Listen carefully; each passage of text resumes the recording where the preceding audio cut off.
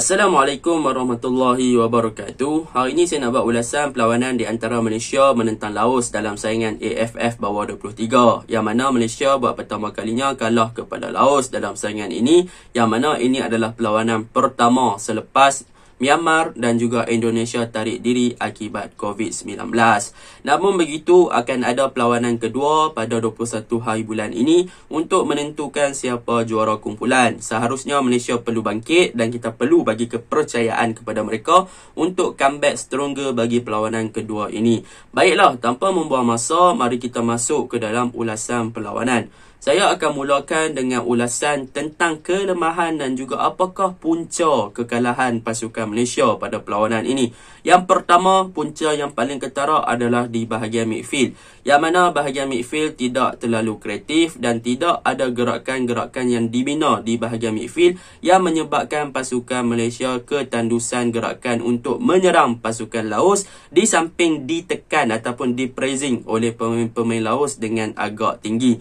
Pada perlawanan semalam, Malaysia meletakkan Aiman Afif dan juga Shivang Pillai untuk bergandingan di bahagian tengah. Akan tetapi kedua-dua player tersebut tidak memberi apa-apa impak yang positif untuk bahagian attacking ataupun untuk menggerakkan serangan ke arah pasukan Laos. Bahkan kedua-dua player ni juga seringkali kehilangan bola di bahagian tengah akibat tekanan tinggi yang diberikan oleh Laos, dan Shivang Pillai juga sering melakukan foul yang tidak sepatutnya dilakukan dan memberikan free kick percuma kepada pasukan Laos. Jadi boleh saya katakan kedua-dua player ni memang tak beberapa hidup, movement tak ada, pergerakan fluid tak fluid dan sebagainya. Di bahagian tengah memang kosong, no creativity at all.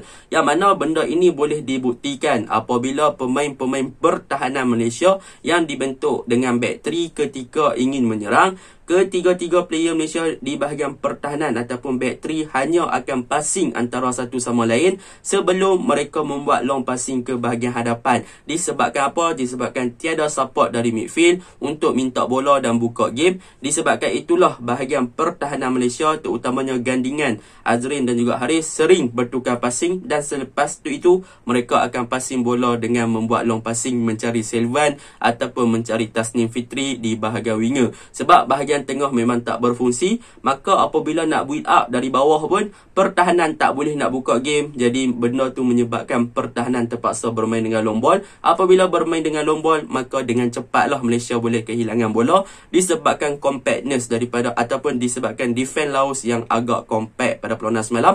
Mudah untuk mereka intercept dan mudah untuk mereka patahkan serangan pasukan Malaysia yang agak direct di kawasan sayap tersebut. Jadi itu adalah bukti yang pertama, Malaysia di bahagian tengah memang tak ada kreativiti.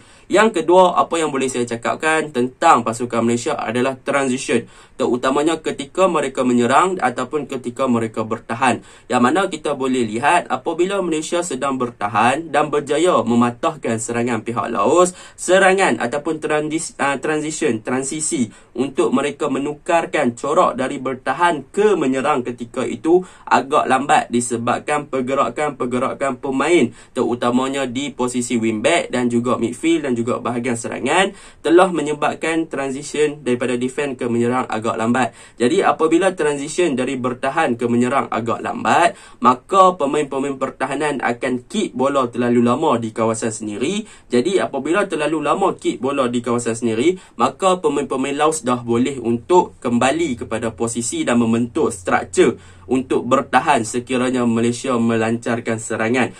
Jadi benda tu sedikit sebanyak mengganggu rentak perlawanan sebab terlalu lama simpan bola di bahagian sendiri dan tak boleh nak supply bola ke bahagian hadapan. Itu antara punca jugalah kepada midfield yang tak kreatif yang pertama tadi, dan tiada support daripada midfield, dan bahagian pertahanan pun terlalu simpan bola dengan lama sebab tak ada orang yang boleh mereka buka game. Bahkan bukan hanya kepada midfield yang boleh disalahkan, bahkan kita boleh salahkan juga kepada wingback pasukan Malaysia, yang mana kedua-dua wingback, right wingback dan juga left wingback Malaysia tidak beraksi dengan cukup cemerlang dan tidak untuk meminta bola. Boleh saya katakan mereka bermain terlalu isolate ataupun terlalu bersendirian, yang mana mereka buka game terlalu luas, dan apabila bola berada di bahagian centre back, mereka tidak come closer untuk minta bola, ataupun mereka tak buka dan mencari ruang untuk player centre back ni buka bola kepada mereka.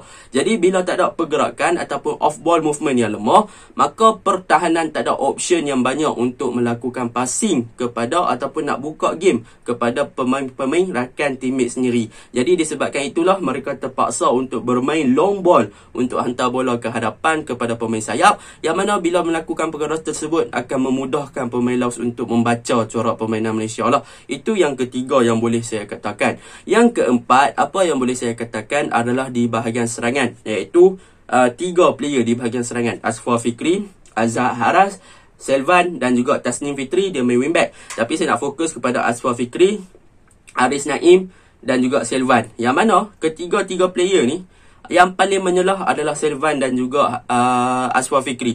Asfar Fikri apabila dapat bola, kita nampak dia punya confident untuk bawa bola dan sebagainya. Tetapi beliau juga tak dapat support daripada midfield ataupun tak dapat support daripada pemain-pemain serangan. Yang mana pada perlawanan semalam, boleh saya katakan Haris Naim waktu first half dan second half adalah Azhar Haras, yang mana kedua-dua player ni terlalu isolate ataupun terlalu bersendirian di antara bahagian serangan dan juga di antara bahagian midfield dan juga bahagian sayap. Jadi apabila mereka terlalu isolate, terlalu bersendirian, mereka tak boleh nak dapat bola dengan banyak. Mereka kawan-kawan tak boleh nak supply. Bahkan mereka punya kedudukan terlalu statik walaupun di marking. Mereka tak ada nak main check in, check out untuk lari daripada marking tersebut, ataupun mereka tak bergerak untuk minta dan buka ruang kepada player sayap bagi membolehkan gerakan-gerakan yang menarik berlaku. Jadi benda tersebut telah menyebabkan barisan serangan pasukan Malaysia ni mengharapkan kepada individual skill ataupun dribbling seseorang untuk penetrate bahagian pertahanan Laos. Jadi apabila seorang sahaja yang nampak function dalam tim di bahagian serangan dapat bola, dia seorang nak gelecek pertahanan Laos, maka pertahanan Laos ni bukannya seorang, ada 2 atau 3 yang akan pi masuk dekat dia. Bila mana pi masuk dekat dia, maka dengan mudahlah serangan ataupun dribbling tersebut dipatahkan, sebab 3 versus 1 dalam any situation, number yang banyak akan menang. Tu sebab bila Asfar Fikri masuk, dia mudah dipatahkan, padahal dia dah main dengan elok, dia dapat bola, dia nak bawa pergi depan, tetapi tak ada support daripada winger, tak ada support daripada striker sendiri, bahkan tiada support daripada midfield. Yang paling penting, midfield memang tak hidup. Tapi in term of defending, midfield bagus, Shivan Pillai. Tetapi dari segi memberi kelebihan untuk membantu bahagian serangan, tak ada creativity, tak ada build up play, tak ada benda basic football pun agak tidak berapa bagus lah pada perlawanan semalam. Itu yang keempat punca kelemahan pasukan Malaysia. Dan yang terakhir yang boleh saya bagi kelemahan pasukan Malaysia, ini buat pertama kalinya saya komen tentang kelemahan defense bawah 23 tahun. Yang mana sebelum ni sepanjang video saya buat untuk ulasan bawah 23 tahun, defense adalah department yang sering saya puji. Tetapi pada kali ini saya ingin mengkritik ataupun ingin merungkapkan kelemahan sedikit di bahagian pertahanan ketika mereka membentuk back five di belakang. Yang mana pada perlawanan ni saya boleh nampak yang 2 player centre back daripada Selangor itu memang nampak function. Tetapi di bahagian wingback pada ketika itu, pasukan Malaysia, mereka berada boleh dikatakan right wingback, left wingback, Tasnim Fitri, Saravanan, mereka lambat untuk buat regroup ataupun membentuk back five di belakang. Jadi apabila mereka lambat untuk regroup membentuk back five ketika Malaysia diserang atau di counter, maka kelebihan kepada Laos yang mempunyai individual skill yang bagus, dribbling yang bagus, ball control yang bagus, pressing yang agak tinggi, untuk exploit kawasan kosong di bahagian fullback pasukan Malaysia. Sebab apa? Sebab wingback ni gagal untuk kembali kepada position untuk membentuk back five dengan sangat cepat. Kita boleh tengok gol Laos yang kedua, yang pertama, bagaimana mereka berjaya exploit. Ada 2 defend je. Bagaimana dia bully 2 defend tu? Disebabkan kekosongan di bahagian fullback pasukan Malaysia. Jadi boleh saya katakan mungkin faktor pemain-pemain Malaysia yang dipanggil ni tak serasi, bahkan ada yang tak biasa main dengan formation back 3. Jadi mereka lambat untuk regroup membentuk back 5. Bahagian midfield tak hidup, bahagian serangan terlalu isolate, transition dari defend ke bertahan agak lambat. Dari segi kreativiti tak ada. Itu yang menyebabkan pasukan Malaysia kalah. Kan? Jadi secara kesimpulannya, Malaysia bermain semalam memang boleh nampak yang Laos lebih perform dari segi high praising, dari segi spirit, daripada dia semangat, memang mereka perform. Tetapi still Malaysia tak boleh nak buat apa. Malaysia kalah walaupun ranking lagi tinggi daripada Laos. Jadi secara kesimpulannya, memang Malaysia banyak kelemahan yang perlu diperbaiki sebelum game yang kedua menentang Laos juga nanti pada 21. Itu saja ulasan saya. Assalamualaikum.